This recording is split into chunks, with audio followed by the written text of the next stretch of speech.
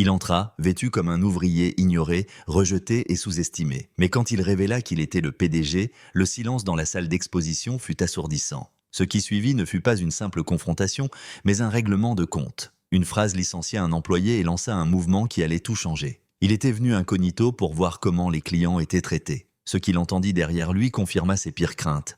Il gara son vieux Ford Ranger juste devant la salle d'exposition, le moteur toussant en signe de protestation quand il tourna la clé. C'était un pick-up bleu poussiéreux, la peinture écaillée sur les côtés, le siège du conducteur rafistolé avec du ruban adhésif. Personne ne lui jeta un second regard quand il sortit, ce qui était exactement ce qu'il voulait. Un jean simple, une veste en toile et des bottes de travail couvertes de terre rouge séchée. Il se fondait dans la masse sans effort. Pour le monde extérieur, il ressemblait à un type qui venait de quitter un chantier. Peut-être soudeur, peut-être couvreur. Personne n'imaginait que moins de 12 heures auparavant, il était dans une salle de conférence à signer les chèques de paye pour ce même endroit. La concession était située juste à l'extérieur d'Amarillo, au Texas, ni trop grande ni trop tape à l'œil, un espace Chevrolet GMC en bordure d'une route très fréquentée. Il l'avait acheté il y a 5 ans, avait refait l'image de marque de l'ensemble, reconstruit le centre de service, embauché des jeunes bien payés. Mais dernièrement, il y avait eu des murmures qu'il ne pouvait ignorer. Son assistante, Melinda, lui avait rapporté 3 plaintes distinctes au cours des 2 derniers mois. Toutes discrètes, toutes de clients noirs ou latinos, et toutes avaient quelque chose en commun. Il se sentait rabaissé ou simplement ignoré. Il voulait croire à un malentendu, un faux pas isolé, mais quelque chose au fond de lui disait le contraire. Alors le voilà, traversant sa propre concession, personne ne réalisant que l'homme qui payait leur salaire venait de franchir la porte d'entrée. « Besoin d'aide ?» demanda une voix, sèche et plate. Il se retourna pour voir un vendeur, la trentaine, les cheveux clairsemés, un bloc-notes sous le bras, le fixant sans sourire. « Oui, dit le PDG, d'une voix désinvolte. Je cherche à acheter un pick-up. » L'homme haussa les épaules. « Neuf ou d'occasion ? » D'occasion, un autre haussement d'épaules. Ils sont tous là-bas. Il montra du doigt une rangée de pick-up couverts de poussière garés sous le soleil de midi. Pas de visite guidée, pas de poignée de main, pas de bienvenue. Le PDG acquiesça, plus pour lui-même que pour le vendeur, et se dirigea vers les pick-up. Une jeune femme et son mari, blanc, la trentaine, tous deux en polo, sortaient d'un SUV noir. Un deuxième vendeur, plus jeune, avec des cheveux gominés et des dents éclatantes, courait déjà vers eux. « Bienvenue à tous !» dit le jeune homme gaiement. « Puis-je vous offrir un café ou de l'eau pendant que nous regardons ?» La climatisation fonctionne très bien à l'intérieur aussi, au fait. Le PDG observa tout. Il s'arrêta devant un Sierra 1500 argenté, propre, modèle récent, avec une petite bosse sur la porte du passager. Une étiquette indiquait 24 300 $. Il se pencha pour vérifier les pneus. Derrière lui, le premier vendeur réapparut, les mains dans les poches. « Celui-là a pas mal de kilomètres, mais il roule bien, marmonna-t-il. « Combien de kilomètres ? » « Un peu plus de 110 000. Le dossier d'entretien ? Je crois qu'on l'a en fichier. Vous voulez que je demande à quelqu'un ? » Le PDG se redressa lentement, prenant une seconde pour regarder autour de lui. Le couple à l'intérieur riait déjà avec le deuxième vendeur. Il n'avait même pas encore regardé un seul pick-up. Il se retourna vers l'homme devant lui. « Oui, j'aimerais voir le dossier d'entretien et peut-être l'essayer. » Le vendeur soupira comme si c'était une corvée. « Bien sûr, je vais chercher les clés. » Alors que l'homme s'éloignait, le PDG sortit son téléphone et ouvrit son application de notes. Une ligne rapide. Sierra 1500 argenté, le vendeur ne connaissait pas le kilométrage ni les dossiers, engagement zéro. Il ne s'agissait pas d'être difficile, il s'agissait de vérité. Il jeta un coup d'œil à son reflet dans la vitre du pick-up, un homme d'une 40aine d'années, avec un léger gris dans sa barbe, des mains calleuses dues à des années avant les salles de réunion, mais ses yeux, ils étaient perçants. Il se souvenait trop bien de ce que c'était que d'être jaugé par quelqu'un qui pensait que vous n'aviez rien à offrir. Ce souvenir ne s'efface jamais vraiment. Le vent se leva un peu, emportant avec lui le son d'un rire lointain provenant de la salle d'exposition. Mais ce qui allait suivre allait le blesser plus profondément qu'il ne l'avait prévu. Le vendeur revint 5 minutes plus tard, faisant pendre les clés d'un doigt, un imprimé froissé dans l'autre main. « Voici le dossier et les clés. » dit-il avec toute la chaleur d'un employé du DMV à son 3e quart de travail. « Vous le ramenez dans 20 minutes. » Le PDG prit le papier, jeta un coup d'œil au registre d'entretien à moitié rempli, vidange d'huile, une rotation des pneus et un remplacement de la batterie. Et part. Les dates ne correspondaient même pas au relevé du compteur kilométrique. Il plia la feuille et la glissa dans sa poche arrière. « Merci, cela vous dérange si je vous pose quelques questions avant de la conduire ?» Le vendeur le regarda comme s'il avait demandé un massage des pieds. « Comme quoi, historique des accidents, nombre de propriétaires, vous avez dit qu'elle roulait bien. Ça veut dire qu'elle a des problèmes ?» L'homme souffla, se déplaça sur ses talons. « Elle a cela été impliquée dans un accrochage, rien de grave. Quant aux propriétaires, peut-être 2, 3, ne me citez pas. » Et non, il n'y a rien qui cloche. J'ai dit qu'elle roulait, non? Le PDG esquissa un sourire crispé. C'est ce que vous avez dit? Je me suis juste dit que j'allais vérifier, car c'est moi qui vais l'acheter. Un autre haussement d'épaule. L'homme n'essayait même pas de cacher son impatience. Mais avant qu'il ne s'éloigne, le PDG ajouta « Si j'avais un polo et un leasing à la main, vous pensez que vous me parleriez différemment ?» La question resta en suspens pendant une seconde. Le vendeur cligna des yeux, ne sachant pas si c'était une blague ou autre chose, mais au lieu de répondre, il se retourna et s'éloigna. Le PDG ne l'appela pas. Il resta là, les clés à la main, regardant l'homme disparaître dans le bâtiment. Le terrain était calme maintenant. La chaleur miroitait sur le pavé. Un klaxon de camion retentit depuis la route au-delà de la clôture, mais à l'intérieur des murs de la concession, il était trop clair ce qui se passait. Il monta dans le Sierra et démarra le moteur. Le siège grinçait, la climatisation sifflait avant de souffler de l'air chaud. Il ajusta le rétroviseur et recula lentement, faisant le tour du pâté de maison. Cela lui donna le temps de réfléchir. Il ne voulait pas croire que c'était devenu ça, la concession, mais tout ce qu'il avait vu jusqu'à présent confirmait ce que les plaintes laissaient entendre. Le parti pris n'était pas dans le système, il était le système. Il fit demi-tour, se gara au même endroit et sortit. À l'intérieur, la salle d'exposition était remplie de lumière vive et de carrelage. Le couple de tout à l'heure était maintenant assis confortablement, sirotant de l'eau en bouteille pendant que le jeune vendeur pointait un écran numérique. Personne ne le regarda entrer, ni la réceptionniste, ni le directeur jetant un coup d'œil à son ordinateur portable. Il aurait pu être un fantôme. Il se dirigea directement vers la réception. « Bonjour, je viens d'essayer le Sierra argenté, j'aimerais aller de l'avant, dit-il. » La réceptionniste, une femme mince avec une queue de cheval serrée, leva les yeux. « Lequel ? Sierra de 2016, argenté, 110 000 miles. » Elle tapa quelque chose, le regarda à nouveau. « Laissez-moi trouver quelqu'un pour vous. » Elle attendit, sans sourire, sans merci d'être venue, juste un regard fixe et un tapotement sur le clavier. Après une autre minute, le même vendeur désintéressé réapparut, un bloc-notes à la main. « Vous êtes prête à parler chiffres ? Allons-y. » Ils se dirigèrent vers un bureau encombré dans un coin. La chaise grinça sous le poids du PDG. Le vendeur tapota son écran avec 2 doigts, lentement et irrité. « Vous avez un financement ou vous payez en espèces ? » « En espèces ?» Cela suscita un coup d'œil rapide. « Vraiment ? Oui, un problème ? Non, c'est juste que la plupart des gens ne le font pas. » Le PDG se pencha légèrement en arrière. « Je ne suis pas comme la plupart des gens. » Ils allèrent et vinrent sur le prix. Le vendeur essaya de pousser pour des options. Plan de garantie, protection de soubassement, des trucs inutiles. Le PDG refusa tout, d'une voix ferme mais polie. Il avait déjà fait cette danse, plusieurs fois. De l'autre côté de la salle d'exposition, il remarqua quelque chose qui lui retourna l'estomac. Un grand homme noir, probablement au début de la vingtaine, dans un sweat à capuche et un jean délavé, se tenait maladroitement près de la porte.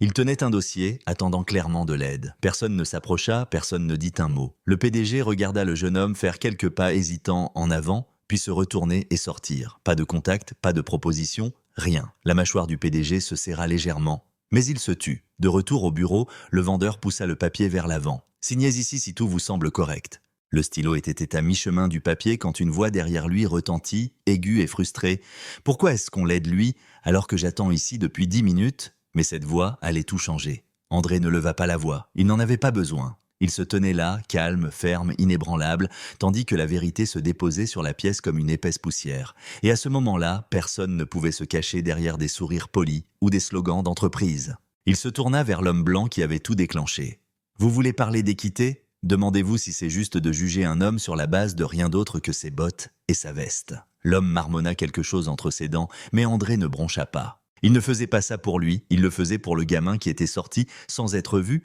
pour les mères célibataires qui venaient en espérant de l'aide mais qui étaient ignorées, pour tous ceux qui n'avaient jamais eu une chance équitable dans des endroits comme celui-ci. Le vendeur, tenant toujours la carte de visite, avait l'air d'avoir vieilli de 10 ans en 10 minutes. « J'ai été patient, » dit André. « Je croyais à la construction d'une entreprise qui prend soin de ses clients, pas seulement de certains, de tous. Et je croyais que si j'embauchais de bonnes personnes, que je les payais correctement, que je leur donnais la possibilité de grandir, elles traiteraient les autres avec respect. » Il fit un pas de plus. « Mais ce que j'ai vu aujourd'hui, ce n'est pas seulement un mauvais service, c'est un échec. » Le directeur financier était apparu maintenant, se tenant à quelques pas derrière la réceptionniste. Le jeune vendeur, celui qui avait déroulé le tapis rouge pour le couple plus tôt, jeta un coup d'œil au coin et recula discrètement. André ne détourna pas le regard. « Vous pensez que je n'ai pas remarqué que le couple dans le SUV a été accueilli dès qu'ils sont sortis ?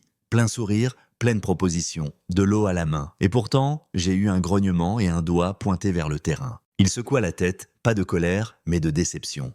J'ai travaillé trop dur pour laisser cet endroit se transformer en une machine à discrimination. Le vendeur balbutia. Monsieur Talbot, je ne voulais pas. C'est ça le problème, l'interrompit André. Vous ne voulez pas, mais vous le faites quand même. Il y eut un silence dans la pièce maintenant, pas le genre de silence maladroit, le genre de silence qui vient quand tout le monde sait que ce qui vient d'être dit ne peut plus être ignoré. André se tourna vers le directeur financier. Depuis combien de temps travaillez-vous ici? L'homme se redressa. 3 ans, monsieur. Et combien de fois avez-vous vu une chose pareille se produire? Le directeur baissa les yeux, hésitant. C'est bien ce que je pensais. André se tourna de nouveau vers le bureau, ramassa le stylo, non pas pour signer les papiers, mais pour barrer son nom. Une forte ligne droite à travers le contrat. Je n'achèterai rien aujourd'hui, dit-il, assez fort pour que la pièce l'entende. La mâchoire du vendeur tomba. Mais c'est un pick-up solide. On est déjà à moitié chemin à travers les papiers. Vous ne m'avez pas vendu ce pick-up, dit André. J'étais déjà vendu quand je suis arrivé. Vous m'avez juste donné une raison de ne pas conclure. Une pause puis il ajouta « Et après aujourd'hui, c'est fini ». Le vendeur cligna des yeux. « Quoi? Vous êtes licencié à compter d'aujourd'hui ». Le directeur fit un pas prudent en avant. « Dois-je appeler les RH ?»« Pas besoin », répondit André. « Je m'en occupe personnellement. » L'homme resta là, abasourdi. André ne lui demanda pas de partir, il n'en avait pas besoin. Le silence de chaque coin de la pièce était plus fort que n'importe quel au revoir. Il se tourna de nouveau vers les autres employés qui regardaient depuis derrière les bureaux et les coins. Si vous pensez que votre travail consiste à déplacer des véhicules, vous vous trompez de métier. Votre travail consiste à servir les gens, tous les gens. Le pick-up est le produit, la confiance et la vente. Il laissa cela s'infiltrer, puis plus doucement maintenant, presque comme s'il se parlait à lui-même, il ajouta « J'ai construit cet endroit pour que les gens n'aient pas à avoir l'impression qu'ils doivent prouver quelque chose juste pour être pris au sérieux. Et si je dois le démolir pour arranger ça, je le ferai. Mais juste au moment où il semblait que le message avait été reçu, quelque chose d'inattendu allait le pousser encore plus loin. André se tourna pour partir. Il ne sortait pas en trombe. Il marchait avec la certitude tranquille d'un homme qui savait qui il était. Mais avant qu'il ne puisse faire plus de quelques pas, le client aux clés de voiture, celui qui s'était plaint plus tôt, ouvrit de nouveau la bouche. « Vous pensez que vous donnez une leçon ? C'est super, mais vous ne pouvez pas licencier un type juste parce que vos sentiments ont été blessés. » André s'arrêta. Il ne se retourna pas tout de suite. Il ferma les yeux pendant une seconde, la mâchoire serrée, retenant la vague qui montait dans sa poitrine. Quand il se retourna, son visage était illisible, mais sa voix était basse et ferme. « Je ne l'ai pas licencié parce que mes sentiments ont été blessés, » dit André. « Je l'ai licencié parce qu'il ne sait pas comment traiter les gens avec un minimum de respect. Il y a une différence. » L'homme ricana, les bras croisés. « Vous réagissez de façon excessive. » Alors il ne vous a pas déroulé un tapis rouge, c'est pas grave. Ce n'est pas du racisme, c'est juste peut-être qu'il avait une mauvaise journée. André fit un pas en avant, réduisant de moitié la distance qui les séparait. « Vous savez ce qui est dingue ?» dit-il, d'une voix calme mais plus forte maintenant. « Je veux bien le croire. J'aimerais bien que ce soit juste une mauvaise journée.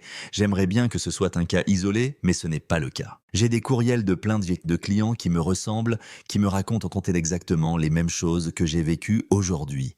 Et maintenant, je l'ai vu par moi-même. » Il pointa du doigt la salle d'exposition. J'ai regardé un jeune homme sortir sans que personne ne lui adresse la parole. J'ai regardé cette équipe ignorer quelqu'un qui se tenait à la porte. Pas une fois, pas 2 fois, mais constamment. Ce n'est pas une mauvaise journée, c'est une culture. L'homme haussa les épaules. Peu importe. On dirait que vous sortez juste la carte de la race pour vous sentir important. La phrase frappa comme une gifle. André fit un pas lent en avant. Sa voix ne s'éleva pas, mais elle portait plus de poids que tout ce qu'il avait dit auparavant. Vous ne savez pas ce que c'est que d'entrer dans une pièce et de sentir la température changer à cause de votre apparence. Vous ne savez pas ce que c'est que de se faire demander ce que vous faites dans la vie avant que quiconque ne vous serre la main. Vous ne savez pas ce que c'est que de se faire expliquer un contrat comme si vous ne saviez pas lire. Il secoua la tête. Et peut-être que vous ne le saurez jamais, mais n'osez pas vous tenir ici et faire semblant que ça n'arrive pas. Pas quand vous venez de le voir. L'homme ne répondit pas. André regarda de nouveau autour de la pièce. Il ne parlait plus à une seule personne, il parlait à tout le monde. Je n'ai pas grandi avec grand-chose. Ma mère nettoyait des motels, mon père posait du béton jusqu'à ce que son dos lâche. Il n'avait pas de relation, pas de plan de secours, juste de la fierté. Ils m'ont appris à travailler dur et à ne jamais trouver d'excuses. Et je n'ai pas trouvé d'excuses quand les gens m'insultaient, ou fermaient les portières de leur voiture quand je passais, ou me regardaient faire les courses comme si j'allais voler quelque chose. Il fit une pause, sa voix se fissura légèrement, pas de faiblesse, mais de vérité. Je l'ai fait quand même. J'ai construit quelque chose, et je me suis assuré de traiter les gens mieux que je n'ai été traité. C'est pourquoi c'est important, parce que ce que nous faisons ici, comment nous accueillons les gens, comment nous répondons à leurs questions, comment nous les faisons se sentir, ça dit tout de qui nous sommes. Il laissa le silence revenir. Personne n'interrompit. Puis lentement, l'homme qui avait causé la scène se tourna et partit, sans excuse, sans mots, juste sorti. André regarda les employés une dernière fois. Cet endroit doit changer, à partir d'aujourd'hui. Mais juste au moment où il pensait que le moment était passé, quelqu'un prit la parole, et ce n'était pas celui à qui il s'attendait. De l'autre bout de la salle d'exposition, une voix tranquille brisa le silence. « Monsieur Talbot ?» Cela venait d'une jeune femme près du comptoir de service, mi-vingtaine, douce, les cheveux tirés en un chignon serré. André se tourna lentement vers elle. Il la reconnut à peine. Elle travaillait à temps partiel dans l'arrière-boutique, surtout derrière les coulisses, avec les papiers et les factures. Son nom lui échappa pendant une seconde. « Danica », dit-elle doucement, presque comme si elle pouvait lire dans ses pensées. Il acquiesça. « Danica, c'est ça. » Elle fit un pas en avant, sa voix ferme maintenant. « Je suis ici depuis presque 1 an. J'ai vu des choses dont j'aurais aimé parler, mais je pensais que personne ne s'en soucierait. » André ne dit rien, il la laissa continuer. « J'ai vu comment certains clients sont ignorés, comment le ton change selon la personne qui entre. Et quand j'ai essayé d'en parler à un directeur une fois, discrètement, on m'a dit de m'occuper de mon salaire. Alors je l'ai fait, j'ai arrêté de parler. » Le visage d'Andrea ne bougea pas, mais quelque chose dans ses yeux s'adoucit. Danica regarda autour de la pièce. Elle ne lui parlait plus seulement à lui maintenant. Je pensais que ça changerait un jour, que quelqu'un de plus haut placé le remarquerait, mais peut-être que nous pensions tous que quelqu'un d'autre allait dire quelque chose. André prit une respiration lente, puis marcha vers elle. « J'apprécie que vous le disiez maintenant, dit-il. » Elle acquiesça. Il fallait que ça soit dit. Il se tourna de nouveau vers le reste de la pièce.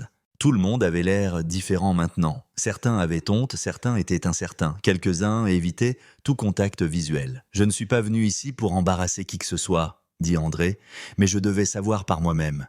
Je devais voir ce qui se cachait derrière la politesse et les excuses. » Il regarda de nouveau la réceptionniste, qui regardait maintenant son bureau. « Vous saviez aussi que quelque chose n'allait pas, n'est-ce pas ?» Elle ne répondit pas tout de suite, puis doucement, « Oui, pourquoi vous n'avez rien dit? Je ne voulais pas perdre mon travail. » André acquiesça lentement. « Je comprends ça, mais le silence laisse ce genre de choses grandir. Plus nous restons silencieux, plus ça empire. Et puis un jour, nous regardons autour de nous et nous réalisons que l'endroit où nous travaillons ne ressemble pas à l'endroit que nous croyions que nous étions en train de construire. » Il fit une pause. « La responsabilité ne consiste pas seulement à pointer du doigt. Il s'agit de réparer ce qui est cassé, ensemble. » La pièce resta immobile, comme s'ils attendaient que la prochaine chaussure tombe. André recula vers le bureau où les papiers étaient encore posés. Le contrat à moitié rempli, la signature barrée, le stylo. Il ramassa la carte de visite qu'il avait fait tomber plus tôt et la leva. « Cette carte ne signifie pas que je sais tout, ça signifie juste que j'ai un peu de pouvoir. Mais à quoi ça sert si je ne peux pas l'utiliser pour améliorer les choses ?» Il regarda le bureau du vendeur licencié, vide maintenant. « Je ne fais pas juste un exemple, je change la façon dont nous faisons les choses ici, à partir d'aujourd'hui. » Il regarda vers Danica. « Vous voulez m'aider à ça ?» Elle cligna des yeux. « Moi ? Oui, vous avez vu ce qui doit être réparé. Ça vous rend précieuse. Je veux quelqu'un à l'intérieur qui n'a pas peur de parler quand quelque chose ne va pas. Vous pouvez faire ça ?» Sa voix trembla légèrement. « Oui, je peux. » André sourit, le premier vrai sourire de la journée. « Bien, commençons. » Il se tourna vers le reste du personnel. « Il y aura une réunion demain matin, obligatoire. Nous allons réécrire certaines choses, pas seulement sur papier, dans la façon dont nous nous présentons pour tout le monde. » Il laissa ces mots planer pendant un instant, puis marcha vers les portes d'entrée. Le soleil à l'extérieur était aveuglant, mais il l'accueillit. Alors qu'il se replongeait dans la chaleur, son téléphone vibra, un texto de Mélinda. « Tout va bien ?» Il répondit. « Pas encore, mais ça va aller. » Mais il restait encore une chose à faire, quelque chose qui bouclerait la boucle de ce pourquoi il était venu ici. André ne monta pas tout de suite dans le vieux Ford Ranger. Au lieu de ça, il le dépassa, vers le trottoir, vers la rue, regardant à gauche et à droite. Il cherchait quelqu'un, et juste au moment où il commençait à penser qu'il était peut-être trop tard, il le vit, le jeune homme de tout à l'heure. Il se tenait à l'ombre d'un arrêt de bus de l'autre côté de la route, des écouteurs dans les oreilles, le dossier toujours coincé sous le bras, le même sweat à capuche délavée, la même posture tranquille. Il regardait fixement la rue, attendant quelque chose qui n'allait pas arriver de sitôt. André traversa rapidement. « Hé !» cria-t-il. Le jeune homme regarda, prudent. André ralentit en s'approchant, levant une main comme une offrande de paix. « Je ne voulais pas vous effrayer. Je vous ai vu tout à l'heure dans la salle d'exposition. » Le gamin retira un écouteur. « Oui, vous attendiez qu'on vous aide, mais personne ne l'a fait. » Le jeune homme acquiesça une fois. « Ce n'était pas la première fois. » André pencha la tête. « Vous venez souvent ici ? Je cherche un pick-up, quelque chose d'occasion. Rien d'extravagant. » J'ai été dans 5 endroits ces 2 dernières semaines. C'est la même histoire, à chaque fois. André soupira. Comment vous vous appelez? Ézéchiel. Ézéchiel, répéta André. Je suis André, je suis le propriétaire de cette concession là-bas. Les sourcils d'Ézéchiel se levèrent. Vous êtes sérieux? Plus sérieux que jamais. Ézéchiel gloussa une fois, pas avec amertume, juste avec surprise. Mec, je pensais que vous étiez juste un autre type qui recevait le même traitement. André esquissa un petit sourire. C'était le cas. Il s'approcha, baissant un peu la voix. Je suis venu habillé comme ça exprès pour voir comment mon équipe traitait les gens quand ils ne savaient pas à qui ils avaient affaire. Ce que j'ai vu aujourd'hui, je ne suis pas d'accord avec ça. Ézéchiel l'étudia. Alors qu'est-ce qui va se passer maintenant? André fouilla dans sa poche et sortit son téléphone. Vous avez toujours besoin d'un pick-up? Ézéchiel acquiesça lentement. Revenez avec moi? Pas en tant que client cette fois, en tant que mon invité. Je veux que vous vous asseyiez avec Danica. C'est quelqu'un en qui j'ai confiance. Et nous vous trouverons quelque chose de fiable qui correspond à votre budget. Vous aurez le respect que vous auriez dû avoir dès votre entrée. Ézéchiel ne répondit pas tout de suite. Il regarda le bâtiment derrière eux, puis de nouveau André. Sa voix était basse. « Vous n'êtes pas obligé de faire ça? Je sais. » André dit, « Mais je veux le faire. » Il y eut une longue pause, puis Ézéchiel acquiesça. Un vrai signe de tête, le genre qui dit « D'accord, je suis partant. » Ils traversèrent la rue ensemble, côte à côte, et lorsqu'ils franchirent à nouveau les portes vitrées, quelque chose sembla différent. Les gens remarquèrent, les employés se tinrent plus droits, quelques-uns eurent honte, mais personne ne détourna le regard. Danica était déjà à l'avant, prête.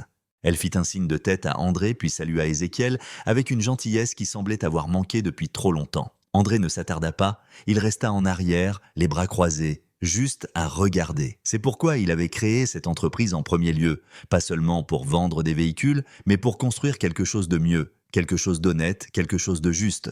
Et quelque part en cours de route, la culture avait dérivé, mais il n'était pas trop tard pour la réparer. Quand Ézéchiel fut assis et que Danica commença à proposer des options, André sortit finalement de nouveau, cette fois pour de bon. Il monta dans son vieux Ranger, démarra le moteur et resta immobile pendant un moment. Il n'y avait pas de discours qui jouait dans sa tête, pas de musique entraînante, juste le ronronnement du moteur et le vent chaud qui dérivait par la fenêtre ouverte. Il avait pris une décision ce jour-là, pas seulement au sujet d'un pick-up ou d'un membre du personnel ou d'une entreprise, mais au sujet du type d'héritage qu'il voulait laisser derrière lui, pas seulement en tant que PDG, en tant qu'homme, un homme qui se présentait, même quand il aurait été plus facile de rester silencieux, un homme qui se souvenait de ce que c'était que d'être négligé, un homme qui ne parlait pas seulement du changement, mais qui s'assurait que ça commence dans sa propre maison. Il mit le pick-up en marche et s'éloigna, lentement et sûrement, s'estompant dans le soleil. Cette histoire m'a fait réfléchir profondément. Combien de fois avons-nous jugé quelqu'un uniquement sur la base de son apparence? André n'était pas seulement un PDG, il était un rappel que le véritable leadership signifie s'opposer à l'injustice, même quand elle est cachée dans les murs que nous construisons nous-mêmes. Pour moi, la plus grande leçon est celle-ci. Le respect ne s'acquiert pas par l'apparence, c'est quelque chose que chaque être humain mérite dès qu'il franchit la porte. Si cette histoire vous a touché comme elle m'a touché, s'il vous plaît, aimez, partagez vos pensées dans les commentaires et abonnez-vous à la chaîne pour plus d'histoires poignantes qui disent que la vérité déclenche le changement et nous rappelle le genre de monde que nous devrions tous construire ensemble.